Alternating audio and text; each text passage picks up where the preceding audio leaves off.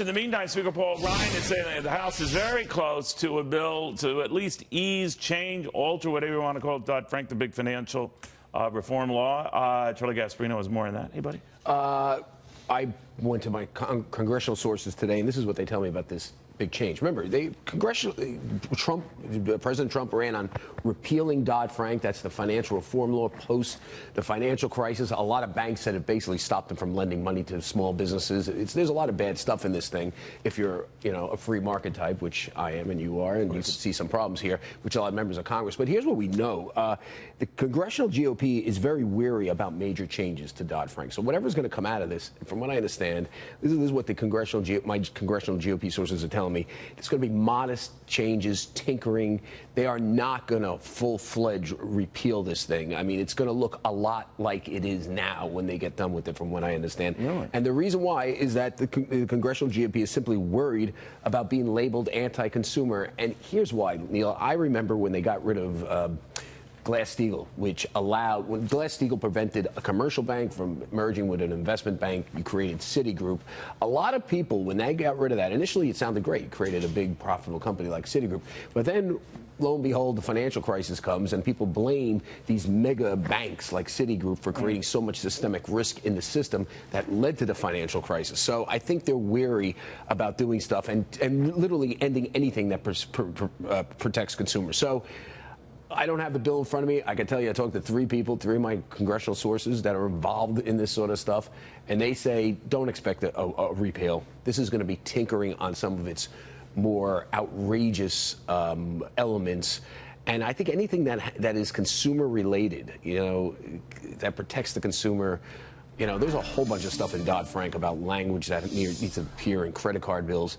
And I think that's the inspiration behind the Consumer Financial Protection Board. And I wonder if they get rid of that. They may just keep it. I mean, I'm telling you, they are wary. You can never get rid of a government agency. You can't. And anything with the word consumer on it is very difficult. Now, to switch gears a little bit, I had an amazing night last night. This is family TV. This is going to be totally family. Okay, good. Family. So first off, I'm at one restaurant, and I met Deputy AG Rod Rosenstein, the guy that's running the Mueller probe. Sure. The guy that's what was he doing here? I don't know. He was first I thought I saw him at the restaurant. I wasn't sure if it was him, and I left. And then there were a bunch of Secret Service guys out there, and I said, damn, that's probably him. So I went back in there, I made it like I left my credit card, and, I didn't want them to draw attention. Oh, the old, I left my credit card. See him in the back, and I shook his hand, and it was just very cursory. I said, good luck with everything. And he says, and I said, I'm not going to bust your nuts tonight. I hope you enjoy your dinner. Sure. And he said, thank you for that. All right. Then I went to another restaurant. Now, this was a 180, because Rod Rosenstein couldn't have been. How much do you eat? Well, I didn't eat at that one. I went to this one. It's Sistina, my friend's restaurant, Sistina. I thought you go to different restaurants, like the appetizer. Yeah, sometimes I do. You end up like a Tad Steakhouse. That's what Ivan Boesky used to do, take one bite of each plate. He was known for that. Understood. So, anyway, so I go to this restaurant, and there's Gary Cohn, the former National Economics Council. Oh, wow.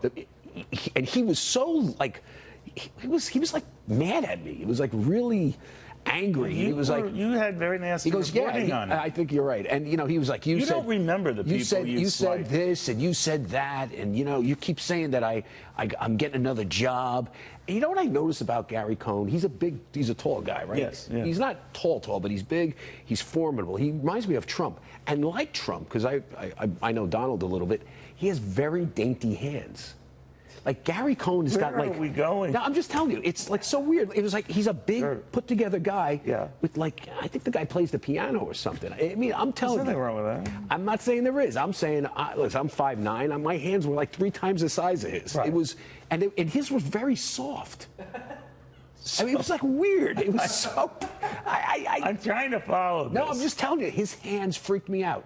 Okay. Totally freaked me out. But he still hates you. That's what I'm reading in their hands or no hands. He'd like to get them around your neck. Listen, first off, his hands couldn't fit around my neck.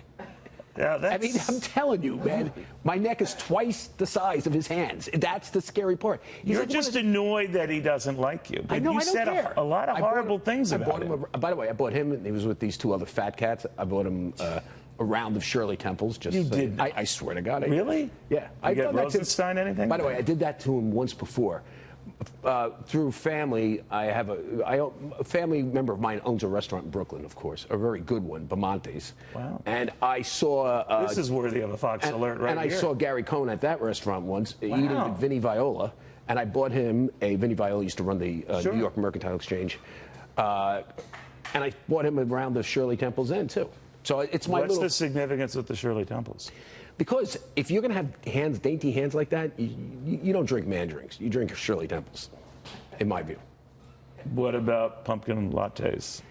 You know, I think that's even tougher than Shirley Temples, to be honest with you. That's more... All right.